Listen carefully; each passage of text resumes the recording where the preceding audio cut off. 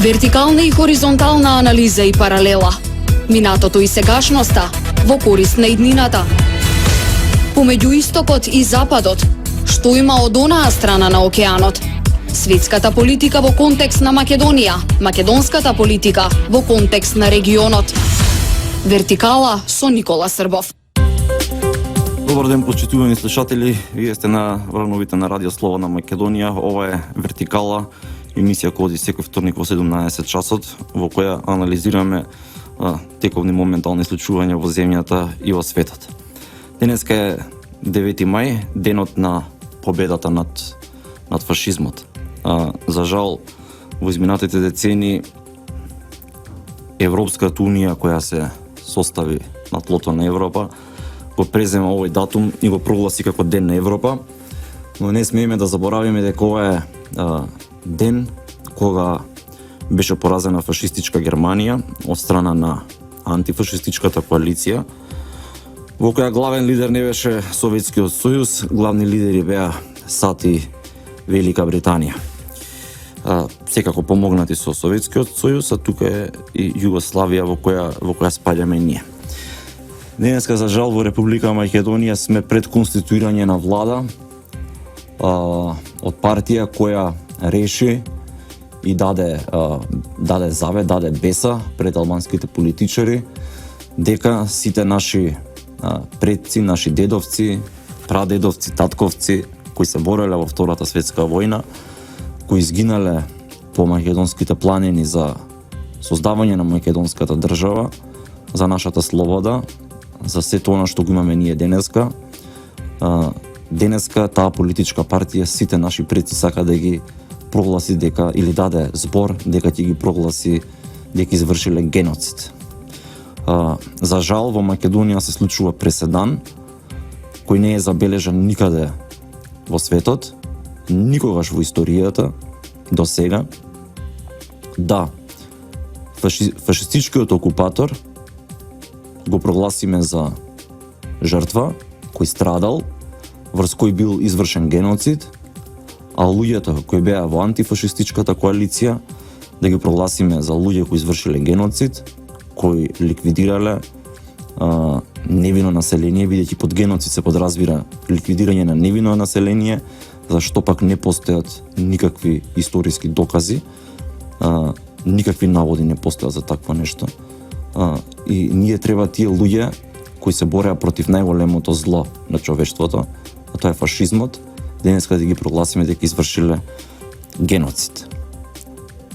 Во таква ситуација, нашата држава, бидејќи е создадена по Втората светска војна и се создаваше Република Македонија за време на Втората светска војна, за време на антифашистичката коалиција, нашата држава ќе треба да ја оквалификуваме како држава која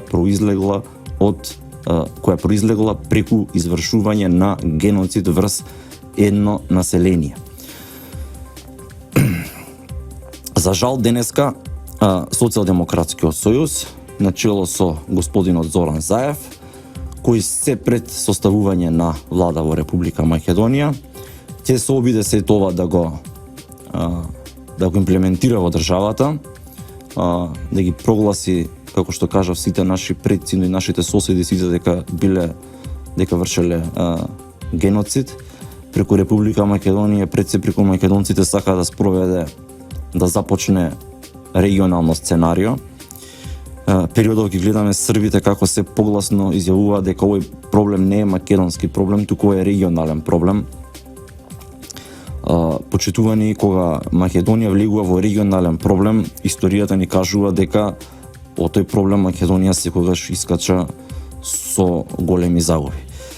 Тоа беа Балканските војни, тоа беше регионален проблем, кога Македонија беше поделена, и сите регионални проблеми кои произлегуваат од Македонија трпи огромни штети. Денес имаме вмешување од страна на Србија, од страна на Русија, од страна на Соединетите Американски држави, поедини европски држави, вмешана е целата Европска унија во македонското прашање и можеме да заклучиме дека преку денешнава ситуација во Република Македонија или оваа криза која се одвива во Македонија, се умешани сите релевантни фактори во светската политика. Секој има некаков став, не дека со тоа сакам да кажам дека Македонија е некаков центар на свет или сите со нас сакаат да се занимаваат или на нас гледаат како на некаков клучен фактор, но на сите тие им е потребна локација, таа и да е најмала, од каде ќе започне некаква операција, да кажеме, и која ќе се спроведе на целиот регион. Пред неколку дена испишав статус на социјалните мрежи, на Facebook, во кој кажав дека така малце посуров беше напишан статусот. Имав причина зашто го напишав така посурово и поексплицитно. Во статусот напишав дека со насилието во собранието, со тепањето на пратениците и со целиот тој инцидент кој беше исцениран во собранието, сушност ВМРО ДПМН и де факто оди во опозиција. Мора да согледаме реалноста, мора да си ја кажеме вистината во очи, мораме да се помириме со фактот и понатаму да не си даваме лажна надеж. Сценариото не беше осмислено на ВМРО ДПМН, веќе тоа на секого му е јасно. Кога не знаеш некоја ситуација кој ја организира, види кој има најмногу тјаро таа ситуација и ќе сватиш кој е организатор на целата ситуација. Најголем добитник во целата таа игра во собранието, барем моментален добитник, нели? За понатаму ќе видиме, ќе искочи можеби најголем губитник. Најголем моментален добитник е Социјалдемократскиот сојуз, кој успеа во зградата на собранието, како што посекуваше, како што се надеваше, успеа на еден нелегален, нелегитимен начин да изгласа на нелегален и шверцерски начин, баш шверцерски начин, тоа е зборот, да избере председател, така наречен председател на собранието на Република Македонија и понатаму ќе треба да ја буткаат целата таа операција до составување на влада на Република Македонија. Веднаш по избирањето, во рок од 15 минути, председателот не беше признат, така наречениот председател, се извинувам, Талат Джафери, не беше признат, туку беше поздравен од страна на дел од меѓународната заедница. Меѓународната заедница не признава председатели или било какви функционери, она само може да поздрави нечив избор, а тоа е доволен сигнал дека стои зад тој избор. Што се случи на 27? Народот кој 2 месеца мирно протестираше, народот кој 2 месеца искажуваше својата љубов кон Република Македонија, народот кој ги одржа најдолгите во континуитет и најмасовните протести, при тоа да не згазне ниту една мравка, истиот тој народ беше оцрнет и оквалификуван како шовинистички. За жал, тој народ беше наместен за да дојде до таа етикета. Денеска целата меѓународна заедница на македонците гледаат како на луѓе кои сакаат да ги погазат албанците, како на луѓе кои не им давале права на албанците, како на луѓе кои не знаат што е демократија, не гледаат како насилници, да не употребам потежок збор на вистина, така не гледаат како бараби не гледаат, бидејќи истите тие луѓе не насанка, а ние за жал влеговме во дивната стапица и го направивме тоа што го направивме. Не би сакал сега да зборувам што би било кога би било, имало или немало други опции, но сепак тоа организирано и оркестрирано на нас како на народ ни го фрлие како на дамка, како црна дамка врз нас. Кога го испишав ова на социјалните мрежи, истиот тој Facebook статус беше пренесен на неколку телевизии, со национални телевизии, пошто народот реагираше многу емотивно, негативно настроени кон мене, но јас сепак мислам дека мора да знаеме на што сме, мора да се помириме со моменталната состојба, мора да стапнеме на топката. Ако оди ВМРО ДПМН како единствена партија која стои зад интересите на македонците и зад интересите на Република Македонија, ако нема моментално излез за да обстане оваа партија на власт, а гледаме дека нема излез, бидејќи ВМРО водеше битка со многу поголеми центри отколку што една Бихачка и Зоран Заев и СДСМ. Во тој случај, доколку се наоѓаме во таква ситуација, подобро би било сите да стапнеме на топката, да одлучиме луѓе, ако одиме во опозиција, да се консолидира таа политичка партија, македонците да ги збијат редовите и понатаму да останат демократи. Кога велам збивање на редови, не мислам на радикализирање и повторно насилие, понатаму да станеме тоа што сме, вистински луѓе, да ги консолидираме работите и што побрзо оваа влада која сака да ни оваа влада во најава сега која доаѓа, која планира да ни обезличи државата, што побрзо да ја бутнеме. Не можеме да ја бутнеме владата доколку целиот тој процес го одолговлекуваме, доколку се организира народот било какви други манифестации, со што би се давала некаква, ајде да кажеме, лажна надеж дека може нешто сега да се издействува за да не дојде до составување на влада која ја поддржува тиранската платформа или слично. Тука едноставно треба да се стави крај на се, да се направи еден добар рестарт, да се консолидираат редовите како што кажав и да се започне со уривањето на владата во најава, тоа е владата на господинот Зоран Заев и Социјалдемократскиот сојуз. Тука ќе одиме со една кратка пауза и веднаш потоа се враќаме назад во емисијата. Вертикална и хоризонтална анализа и паралела. Минатото и сегашноста во корист на иднината. Помеѓу истокот и западот, што има од онаа страна на океанот. Светската политика во контекст на Македонија, македонската политика во контекст на регионот. Вертикала со Никола Србов. Се враќаме назад во вертикала. Што направивме на 27-ми? Од луѓе кои се сакаат татковината, од луѓе кои се борат за својата татковина на најмирен и најдостоинствен начин, станавме во очите на пошироката јавност агресори, додека луѓето кои се вистински агресори, кои вистински сакаат да извршат окупација на Македонија, кои сакаат да ја обезличат оваа држава, а тоа е Зоран Заев и СДСМ, тие луѓе ги направивме не сакајки, од наша страна ги направивме жртви. Допрва ќе треба да се анализира и да се извлекуваат некакви информации дали од целата таа гужва која настана дента во собранието имало некој уфрлен кој требало да направи нешто што треба да направи за граѓаните да стигнат до прес-центарот. Зошто Зоран Заев одлучи токму во прес-центарот да се затвори кога знаеше дека ќе влегуваат граѓаните? Дали посакуваше да има новинари околу него додека се случува целата таа гужва и тој инцидент?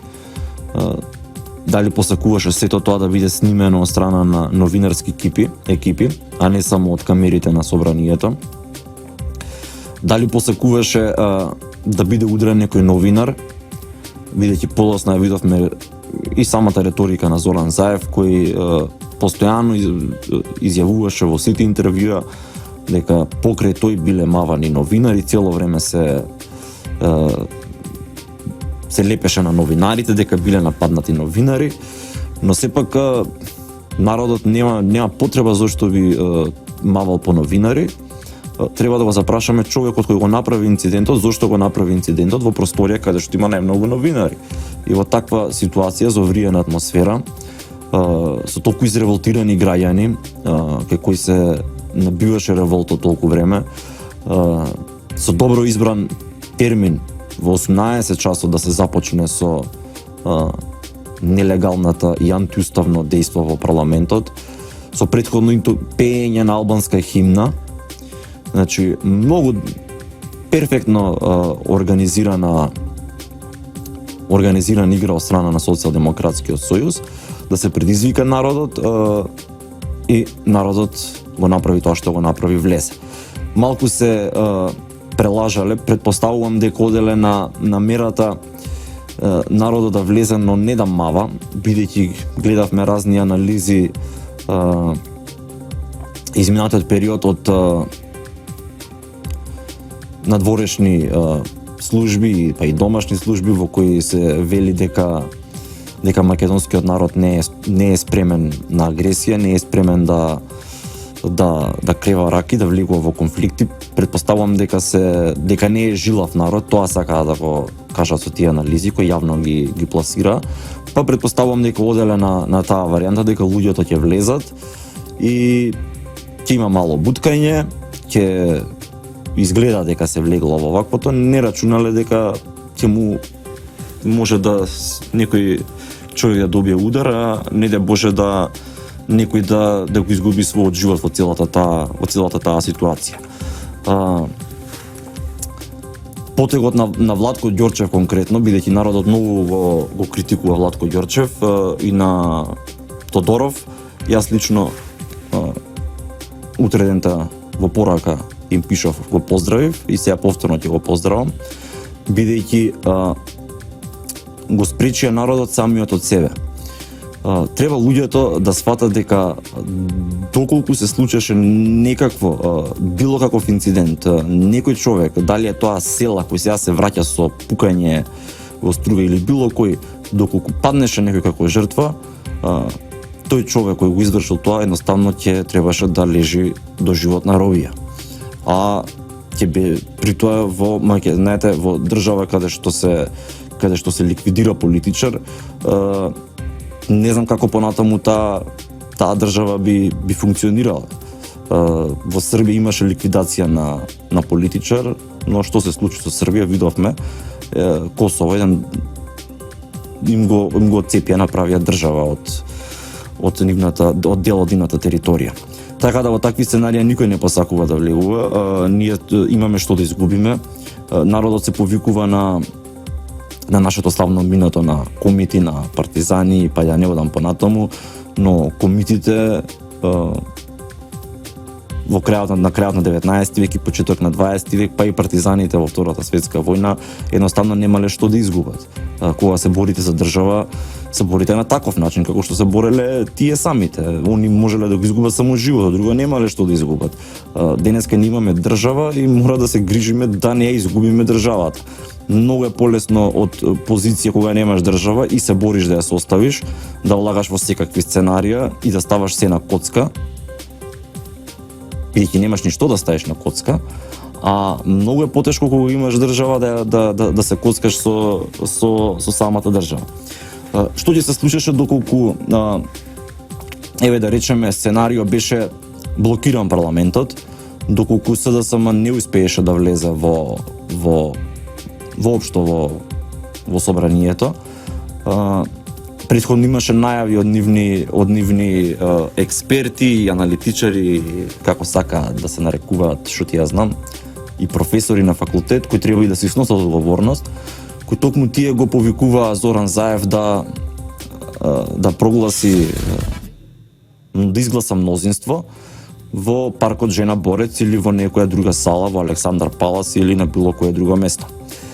Доколку се случеше тоа да они направат да изгласаат парламент на друго место надвор од собраниската сала, во тој случај, како што веќе и кажав во една емисија, Македонија ќе добиеше парламент, а бидејќи парламентот е највисока институција во државата, ќе добиевме паралелни држави. Една ќе беше нашата, една ќе беше нивната, што де факто води кон поделба. Прво почнува со институционална поделба, тоа е таа институционална поделба, а секоја институционална поделба води кон физичка поделба, тоа е факт кој се потврдил милион пати до сега. Обратен процес е многу тешко да се изведе. И ВМРО ДПМН, ја бар така гледам на нештата, со тоа што остана со ладна глава и што не реагираше на начин како што некои луѓе посакува, да се затвори парламентот, да се избркаат надвор-пратениците, па да составуваат они институции, квази институции на друго место, на тој начин всушност ја спаси државата од подела. Како што каже и самиот претседател на ВМРО ДПМН Никола Груевски, уште пред почетокот со ДУИ за преговорите со составување на влада, тој кажа дека јас ќе се обидам да составам влада, но таа влада нема да ја правам по секоја цена. Тоа сега го гледаме на дело. Не ги прифати условите од иранската платформа и токму заради тоа не состави влада. Му префрлаа дека не се согласил заради СЈО и не знам што, но при тоа сите забораваат дека ДУИ се плаши многу повеќе од ВМРО ДПМН, токму од тоа СЈО. Главната сопка или главната причина да не се договорат беа одредбите за албанскиот јазик, одредбите за символите на Република Македонија и ред некои други точки, меѓу кои спаѓаше и според моите информации геноцидот, со кој ВМРО ДПМН ни подразно не сакал ни да слуша. Значи воглавно 99% од платформата било отфрлена сем некои економски прашања или не знам така нешто каде што можело да се најде, да кажеме, заеднички, но и тоа било на стаклени нозе и токму поради тоа ВМРО ДПМН не состави влада. И сега моментално ги гледаме зборовите на Никола Груевски дека нема да составува влада по секоја цена и ВМРО ДПМН мислам дека ќе оди веќе оди кон опозиција. Во опозиција влегува како победник, што е извонредна стартна позиција. Зоран Заев ќе има за задача, бидејќи имаме кажано неколку пати до сега, Зоран Заев нема цел да владее со Република Македонија, туку тој имаше цел, тоест неговите сценаристи, наредбодавачи имаат цел да го инсталираат во Република Македонија за да спроведе неколку, како што он ги кажува, реформи, а ние ги велиме обезличување на државата и потоа веднаш да се замине од политичкиот живот. Истото ни го соопшти тој самиот во едно интервју каде што кажа политичари гинели, ќе гинат, дека не се вечни, ќе доаѓале, ќе си одат. Така Зоран Заев ќе дојде на кратко, ќе се обиде да спроведе да реши неколку крупни прашања на штета на Македонија и потоа да си оди од политичкиот живот од Македонија, од што ќе трпи само самата држава. ВМРО ДПМН како партија нема да трпи, туку напротив ќе се засилува со таквите чекори на Заев, но во прашање се става државата. Многу од граѓаните се повикуваат на претседателот на Република Македонија, тоа е господинот Ѓорги Иванов, го повикуваа да свикал вонредна состојба или воена состојба, но имаме и тука голем проблем. Вонредна состојба се повикува кога имаме временска непогода, така стои во уставот, а воена состојба се повикува кога државата е физички нападната од надвор. Македонија во овој период ниту имаше временска непогода за да се прогласи вонредна состојба, ниту државата беше нападната од надвор за да Иванов прогласи воена состојба и да вадел, како што посакуваше народот, војска на улица. Значи тоа е сето убаво што го посакува народот, бидејќи он така реагира со цел мисли дека така ќе се спаси државата и тоа е се во ред, но мора да ги согледаме фактите и можностите. Немаше услови да прогласи ниту една, ниту друга состојба. Државата Република Македонија е под напад од надвор, но не физички. Порано ние ја изучувавме како специјална војна, денеска нарекуваат хибридна војна. Уставот не му дозволува да прогласи воена состојба за такво нешто. И затоа таа надеж која народот ја има во себе треба да се каже јасно и гласно дека услови за такво нешто не постојат и да се стави крај и на таа точка. Во јавноста се спомнува и Уставниот суд, треба да се произнесат правниците кои се експерти по право, дали уставниот суд има ингеренции за се тоа да го реши воопшто и дали има воопшто моќ правниот систем се тоа што се случуваше да го реши, така да најдобро и за државата, и за граѓаните, како што веќе кажав, да се згазда на топката и да се продолжи понатаму да се бориме против ова зло кое ни се наметнува во државата. Туку одиме со една многу мала кратка пауза и веднаш се враќаме назад во емисијата. Вертикална и хоризонтална анализа и паралела. Минатото и сегашноста во корист на иднината. Помеѓу истокот и западот, што има од онаа страна на океанот. Светската политика во контекст на Македонија, македонската политика во контекст на регионот. Вертикала со Никола Србов. На денешен ден исто така се одбележува годишнина од еден трагичен настан. Тоа е акцијата на Министерството за внатрешни работи на Република Македонија во диво, така наречената населба, диво населје во Кумановско, каде што специјалните единици на МВР тргнаа да елиминираат, да ја елиминираат најелитната терористичка формација која оперирала низ целиот регион. Акцијата беше успешно спроведена. За жал, Македонија изгуби 8 синови, 8 полицајци специјалци беа убиени во таа акција, но државата беше буквално спасена од нова војна и од поделба на самата држава. Тоа јавноста има впечаток, јас барем има впечаток дека не ја сваќа сериозноста на самата акција, на самиот настан.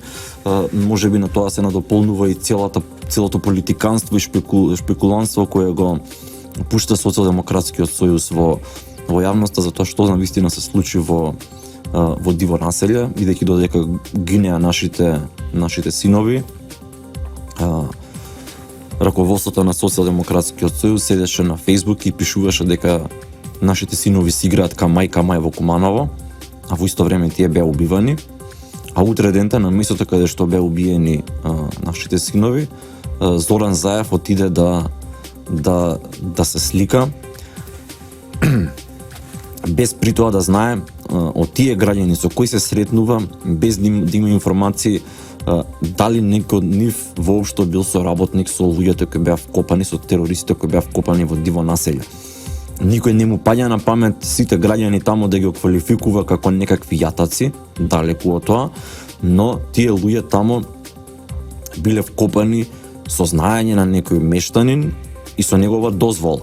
Заев без да размисли отиде за да освојува политички поени и гласови за него од страна на албанците, отиде ги погази сите жртви кои ги даде Македонија во таа акција и отиде со нив да се слика и да се фотографира, се извинувам, и токму заради тоа видовме денеска се доведува во прашање дури и жртвата која тие 8 македонски синови ја дадоа, а никој не сака да разбере дека навистина Македонија ќе влезеше во голема и тешка војна доколку таа акција не ја извршеше МВР токму во тој момент. Не сум експерт за воен експерт или нешто слично, но едно знам, кога те напаѓаат, ти се браниш, можеш да дадеш многу помалку жртви, но кога ти им влегуваш во нивното дубло, да го наречеме, тоа е, претпоставувам, по логиката е многу потешка акција, бидејќи МВР беше таа која влезе прва. Многу потешка акција и токму заради тоа може да дојде до големи жртви. Што представува всушност диво населје? 2000-та година имавме исто прислушкување на раководството на ВМРО ДПМН, кога тогаш беше на власт. На истиот начин беа пуштани, денес се ги нарекуваат бомби, тогаш се нарекуваа прислушкувани разговори во јавност. Бранко Црвенковски ги печатеше истите тие прислушкувани разговори, транскрипти од разговорите и ги делеше на новинари, на други јавни личности, со цел да им покаже еве што ви прави на вас ВМРО ДПМН, за на крај да се испостави дека истиот тој Зоран Верушевски кој денеска е многу присутен во македонската јавност, токму тој бил вмешан во прислушкувањето и дека Социјалдемократскиот сојуз го извршило тоа прислушкување. Веднаш по прислушувањето и по аферата Големо Туво која започна на крајот од 2000-та и почетокот на 2001 година, започна војната во Република Македонија. И сега гледате како ни се повторуваат едни исти работи. Беа пуштени прислушкуваните разговори во јавност, започна војната, се направи мировен договор или се потпиша рамковниот договор и откако се гарантираа сите права на албанците, дури отпосле Република Македонија правеше попис. Тоа е стратегијата која нас некој ние спроведува бидејќи знае дека на терен сликата со бројките не е таква како што сака да ни ја представат. Да бидеме на чисто.